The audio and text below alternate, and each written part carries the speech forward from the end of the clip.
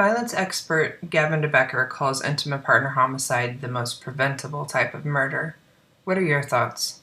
Anytime that we hear violence has escalated to the point of homicide, it's incredibly tragic and also very much preventable. Is this a type of crime that should only matter to a certain type of people? It can happen to anybody, and everyone can help to prevent it.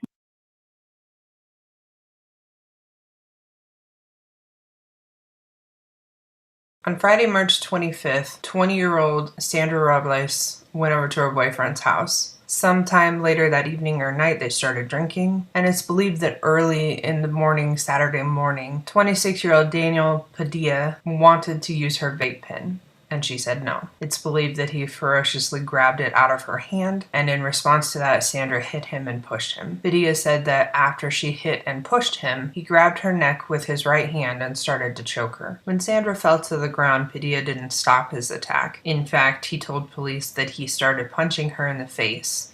Then he grabbed her neck with both of his hands and began choking her with both hands, screaming until she stopped moving.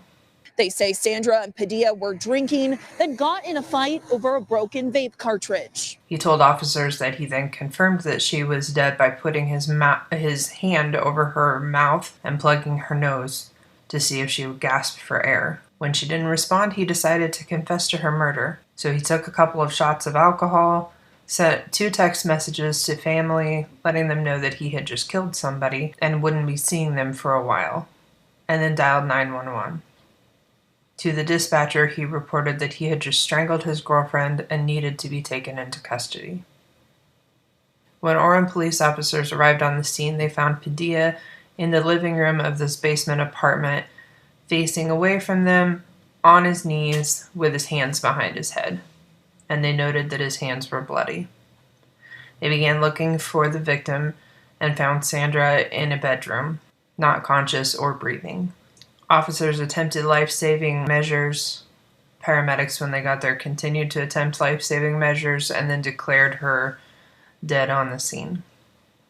She had significant facial injuries, and her face was swollen and covered in blood, the police affidavit said. Padilla was arrested, and the affidavit says that Daniel admitted numerous times during the interview that he killed the female victim and that he needed to be locked up. He also reportedly said that he was there to, quote, face the consequences.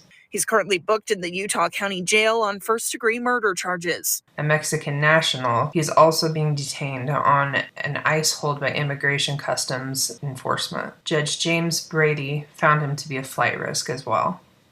The court finds substantial evidence to support the charge and finds clear and convincing evidence that Daniel Padilla-Ang would constitute a substantial danger to any other individual or the community, or is likely to flee the jurisdiction of the court if released on bail.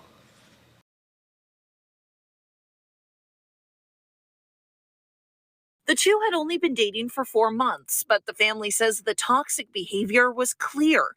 Just last week, Sandra's father, Wilfredo, warned her, "Never drink with him. You drink with him, he'll kill you." I'm not sure why, but it was interesting to me that there were a few different news videos that were in English, one that was in Spanish that we were able to find.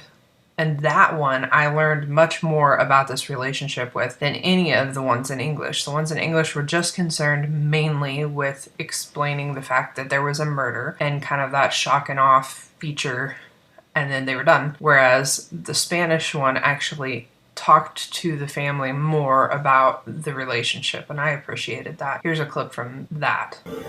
Vivió unos meses tormentosos con este hombre que la manipulaba, la chantajeaba. En muchas ocasiones los padres de Sandra intentaron llamar a la policía, pero a decir de ellos, Sandra les rogaba que no lo hicieran, ya que Daniel es indocumentado y no quería que fuera deportado. Yo debí llamar a la policía las 2 veces que quise hacerlo. I'm curious. I wonder what he did that her parents wanted to call the police on him for but didn't. I imagine that there's a lot to this relationship that we don't know. As far as Padilla goes, he actually has a criminal history, including domestic violence, and the media was quick to report on that fact. Records show that Padilla Ang was arrested 5 times in the last 8 years, 2 of those times being for domestic violence assault crimes. He was on probation for those 2 offenses at the time of arrest. According to police reports, officers arrested Padilla 5 times in the past 8 years, twice for assault and domestic violence cases. This mugshot shows a younger Daniel Padilla Ang from a booking back in 2020, also involving domestic violence. But some might say that the real story is what our news media failed to say. According to court records, although Padilla was charged with domestic violence charges twice, he avoided any real jail time for either. He served 5 days in jail after a 2015 conviction in Provo County, and then he struck a plea deal with prosecutors in Orem County that charged him with domestic violence in 2017. Prosecutors agreed to drop the domestic violence charge if Padilla pled guilty to a criminal mischief charge. He received a 90-day suspended sentence in that matter. First of all, if you go back and look then on a criminal mischief charge versus a domestic violence charge, it sends a very different message to any future women who would happen to get involved with this guy. What is criminal mischief exactly? But everybody knows what a domestic violence charge is, or should know what a domestic violence charge is, especially women that are getting involved. And then I didn't know what a suspended sentence was. I had to look it up. So according to Cornell Law School, in criminal law, a suspended sentence is an alternative to imprisonment where a judge may partially or entirely suspend the convicted individual's prison or jail sentence so long as they fulfill certain conditions. If the conditions are violated, then the state may petition to revoke the suspended sentence and reimpose the original term of the sentence. So kind of like probation, where okay, as long as you jump through these hoops, you don't have to go to jail. But if you screw it up, then you go back to the original crime and we're going to sentence you for that. It's basically probation. My question is, where was the legal protection for the victim in either of those 2 cases? It's pretty clear that her protection could be found where the justice was in those cases. Nowhere. And given that, is it any wonder that he might escalate to homicide? Or that he was believing if he was convicted of homicide that he wouldn't see people for a while? If I was him, I wouldn't believe that the American justice system was going to do much to me either. In fact, he was still reportedly on probation and had just finished court-ordered counseling as part of it, likely a stipulation of that suspended sentence. Now, I don't have an issue with judges trying to give people a chance in the instances where they screw up and they make a bad decision and then they give them a chance on probation or a chance to jump through certain hoops like counseling, which can be very helpful and important for somebody, except for when it has to do with violence against a person. And then I don't think that they should be given so much grace. If for no other reason, then you think about the fact that that person that they did violence against, like, where's their grace? They had to experience whatever the violence was. Nobody helped them, saved them from that. So why should this person not also have to deal with consequences from those actions? I want justice. I was recently in court to watch somebody else's court hearing, probably a month ago or so. And there was a guy that was in there for domestic violence. His girlfriend was pregnant when he assaulted her. And that it had been a decent amount of time already at that point, like a month or 2 months after the assault had happened. He faces the judge, tells the judge that he doesn't have an attorney, asks for a continuance so that he can get an attorney. Never mind the fact that he has had a month or 2 months to be able to get an attorney and knew that this was coming. No. Asks the judge for a continuance. The judge grants the continuance, and because the court is busy in a month when he would have had the continuance, he pushes it back even farther than that. So this guy gets like another 2 months before he has to go back to court to even begin the court process because he has a right to having an attorney. He apparently has no need to be held accountable for making sure that he has an attorney before the first court hearing. And they said nothing about her as far as what kind of protection does she have. This guy has been free this whole time, and is going to continue to be free, at least until this next court hearing, at which case he'll probably still be free because that'll be like the initial court hearing. Where is the protection for the victim? This woman was pregnant. She is vulnerable. The child is vulnerable. This is an amazing time for an abuser to assault them. It happens frequently. It's so infuriating to think that he loved her, but he did that. So frustrating. Like, if the legal system is supposed to be there to protect the victims and to make sure that justice is upheld to try to prevent future things, we've got it very wrong. People wonder why victims don't call 911 and don't go for help. But many victims would tell you that this is a big reason. If they call 911, they might get help in that moment, and that's great. Sometimes that'll save their life, so I'm not discouraging somebody from doing that. I'm just saying that then there's a very real and understandable valid fear for the victim about what happens when that violator gets out, because if he gets arrested in that instance, he's very likely to get out the next day. And then what? Then he's more angry with the victim because she reported him. And there is not protection, not anywhere near sufficient enough protection for a victim who reports on her abuser. And then often the only alternative is for victims to consider uprooting their entire lives and go into hiding so that they can prevent, hopefully, being murdered and being on my channel.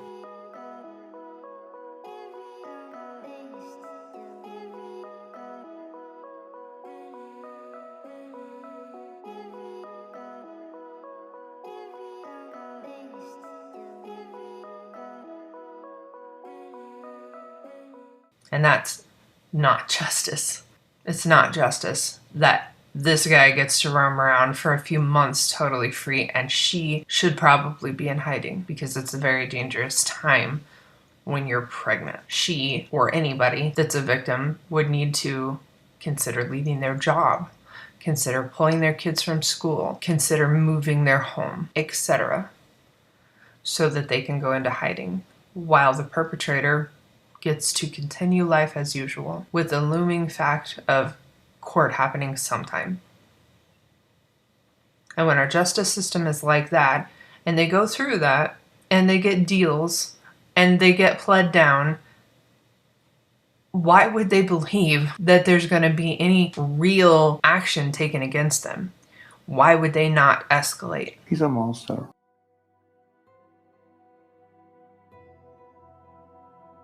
Sandra Fiorella Robles was born on August 21st, 2001.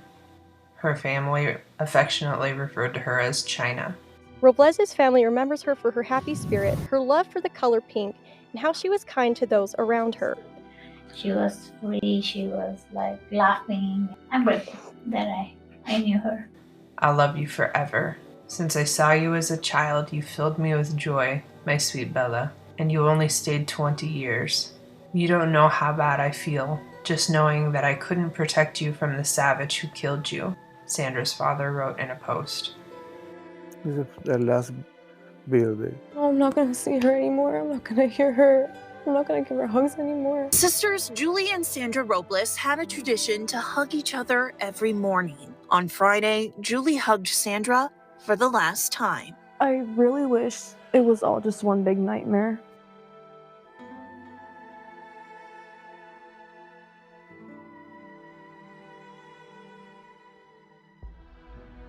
Fly high, my love. You leave me so quickly. I feel a horrible pain. You do not deserve to die that way. I want justice, and I will not stop until I get it. A GoFundMe page has been set up to help with funeral expenses and to help seek justice for Sandra.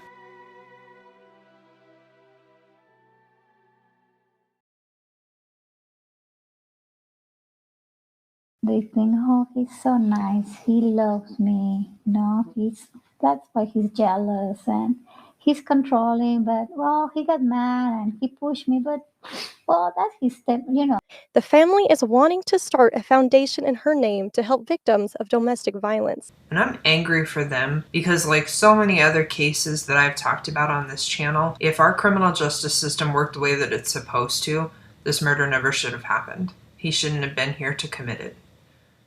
But I do hope that they start a foundation, and I hope that they focus specifically, and they don't have to, but it would be great if they would focus on domestic violence and immigration. Because as much as American victims feel like they don't have any rights when dealing with domestic violence, when you put immigration in there, either as the victim or the perpetrator, it becomes much more complicated. And then you have people with language barriers and cultural barriers who don't come forward for help at all.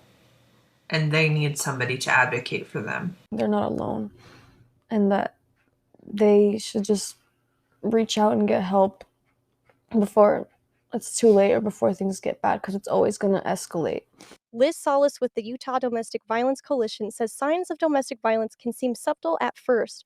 Often people in these situations can show signs of anxiety or depression. If you're being abused, it doesn't have to be physical violence in order for you to reach out to help, because a lot of times what happens is people experience other types of violence before the physical violence starts to begin. She says the best way to help people in these situations is by listening, supporting, and knowing how to find resources. If you or someone that you know is experiencing domestic violence, please do not do it alone. There are resources available. You can call the Domestic Violence Hotline, 1-800-799-7233. If you're in immediate danger, call 911. And if you happen to be in Utah, the Utah Domestic Violence Coalition hotline can be reached at 1-800-897-5465. The Utah-based Rape Recovery Center can be reached at 801-467-7273. I hope and pray that these videos are making a difference and that you're learning things to look out for to stay safe on your own. Until I see you again, please stay safe.